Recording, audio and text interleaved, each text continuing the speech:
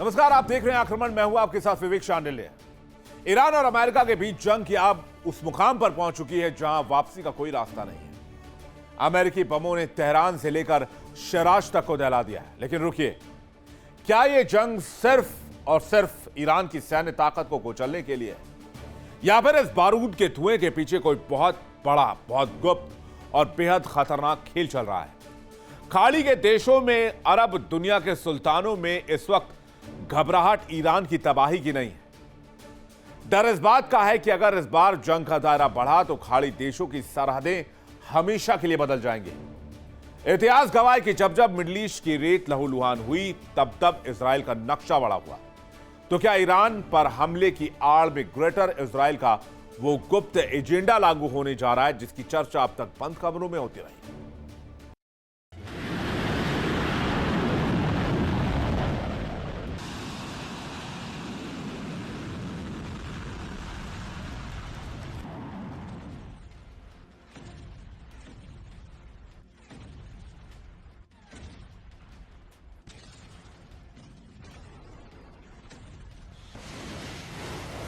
मध्य पूर्व की तपती रेत का एक ही नियम है, यहाँ फैसले कागज की कलम से नहीं, बारूद की नली से होते हैं।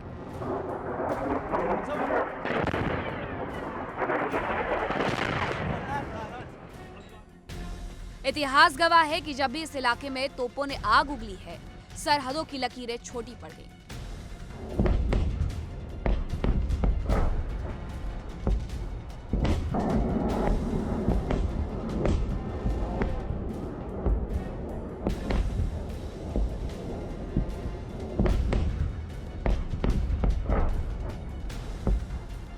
जरा इतिहास के पन्नों को पलटिए।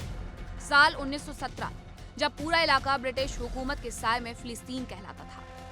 साल 1947 आया, संयुक्त राष्ट्र ने विभाजन का वो नक्शा पेश किया जिसने इस धरती पर अशांति की सदाबहार इबारत दी। यूएन ने तय किया कि 55% हिस्सा यहूदी राज्य होगा, 45% अरब राज्य और यरूशलम रहेगा अंतर्राष्ट्रीय नियंत्रण में। लेकिन 1948 में जैसे इजराइल का जन्म हुआ, अरब देशों ने जंग छेड़ दी। अरब देशों को गुमान था कि वो नवजात इजराइल को समुद्र में धकेल देंगे।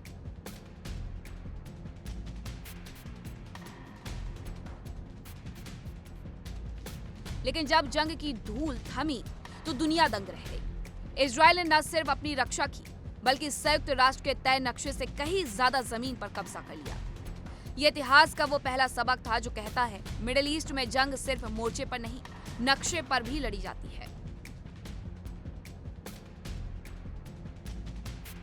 अरब देश संभल भी नहीं पाए थे कि साल 1967 में वो ऐतिहासिक 6 दिनों की जंग हुई, जिसने मिडिल ईस्ट का भूगोल हमेशा हमेशा के लिए बदल कर रख दिया।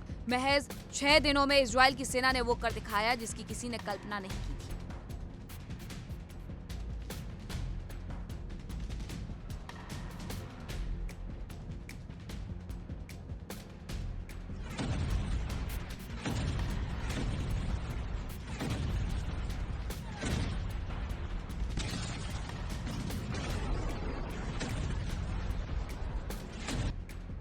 गाजा पट्टी, वेस्ट बैंक, पूर्वी यरूशलम, गोलान हाइट्स और इजिप्ट का पूरा सिनाई प्रायद्वीप, सब कुछ इजराइल के कब्जे में था। एक झटके में इजराइल का आकार 3 गुना बढ़ गया।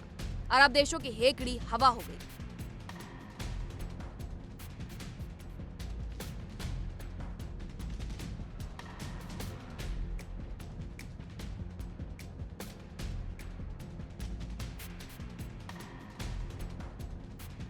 इसके बाद आई समझौतों की बारी। 1993 से 1955 के बीच ओस्लो समझौते हुए। कहने को शांति समझौता था, लेकिन चालाकी देखिए। वेस्ट बैंक को 3 टुकड़ों में बांट दिया गया। एरिया ए फिलिस्तीनी प्रशासन के पास रहेगा, एरिया बी फिलिस्तीन और इजराइल के साझा नियंत्रण में रहेगा, और एरिया सी जिस पर पूरी तरह इजराइल की फौज का कब्जा रहेगा।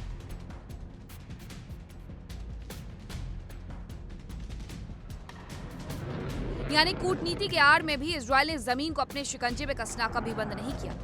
और आज जब अमेरिका ईरान पर सीधे वार कर रहा है तो सवाल फिर वही उठ खड़ा हुआ है, क्या एक बार फिर वही पुराना इतिहास दोहराया जाने वाला है?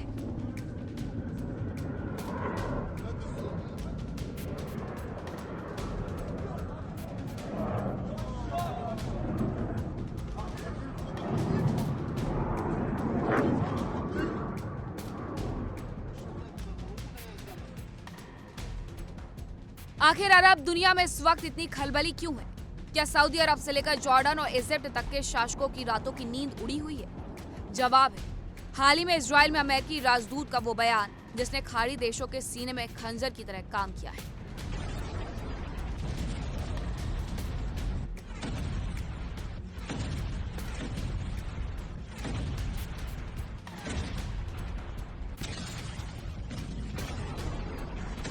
जैसे ही ग्रेटर इजराइल यानी महा इजराइल का नाम हवा में गूंजा, अरब की कूटनीति के होश उड़ गए। क्या ग्रेटर इजराइल सिर्फ एक धार्मिक नारा है या फिर ये वॉशिंगटन और तेल अवीव की उस गुप्त रणनीति का हिस्सा है जिसे इस महाजंग के जरिए अंजाम दिया जाना है?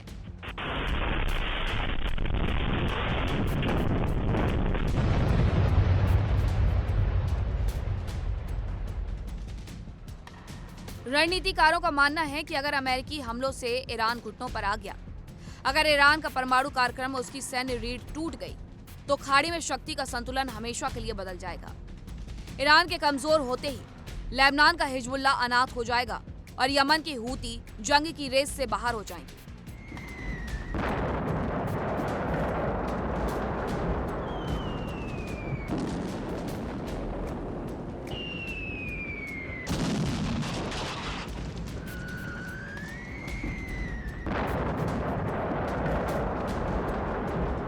और जब ये प्रतिरोध का धड़ा यानी एक्सेस ऑफ रेजिस्टेंस खत्म हो जाएगा, तब शुरू होगा सरहदों को फिर से खींचने का असली खेल।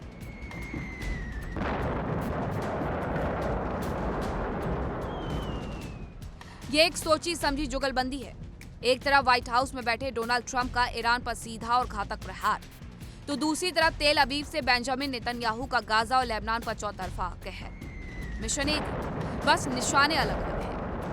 अमेरिकी और इजरायली थिंक टैंक जानते हैं कि मध्य पूर्व के इस पूरे चक्रव्यूह का अभिमन्यु तेहरान है। जब तक तेहरान खड़ा है, इजराइल का विस्तार मुमकिन नहीं। लेकिन क्या ईरान को घुटनों पर लाना इतना आसान होगा?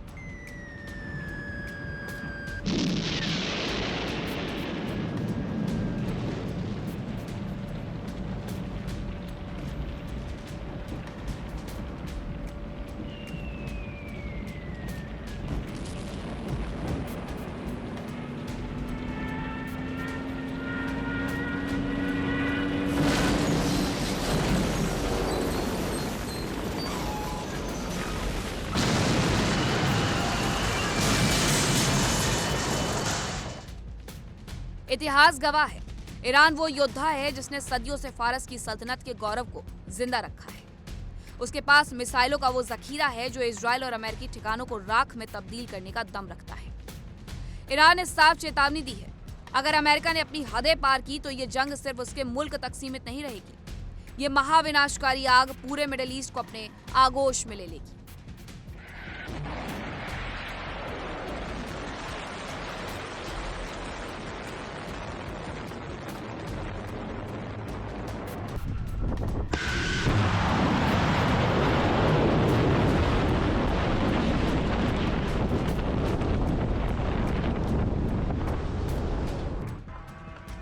तो क्या हम मानव इतिहास के सबसे बड़े भौगोलिक बदलाव के मुहाने पर खड़े हैं? क्या तेल के कुओं, रेगिस्तानों और प्राचीन सभ्यताओं से सजी इस धरती पर नए देश बनने वाले हैं और पुराने देशों का नामो निशान मिटने वाला है?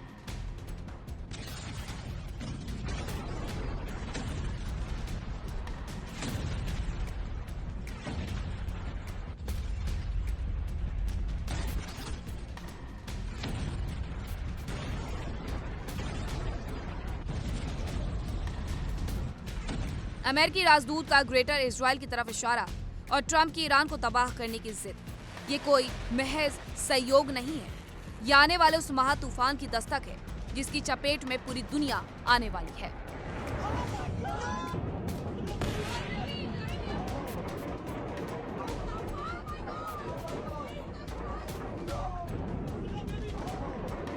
याद रखिए, जब मिडिल ईस्ट की रेत में खून बहता है तो उसकी तपिश पूरी दुनिया महसूस करती है। तेल की कीमतें आसमान छूने लगेंगी, वैश्विक अर्थव्यवस्था चरमरा जाएगी और शायद हम तीसरे विश्व युद्ध की दहलीज को पार कर जाएंगे।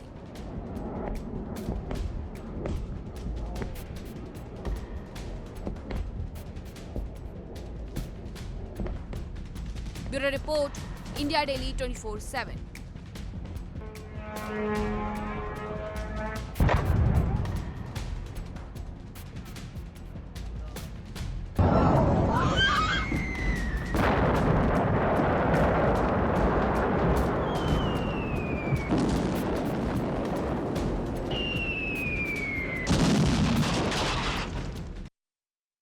देखिए इंडिया डेली 24/7 अब आपके स्मार्ट टीवी पर।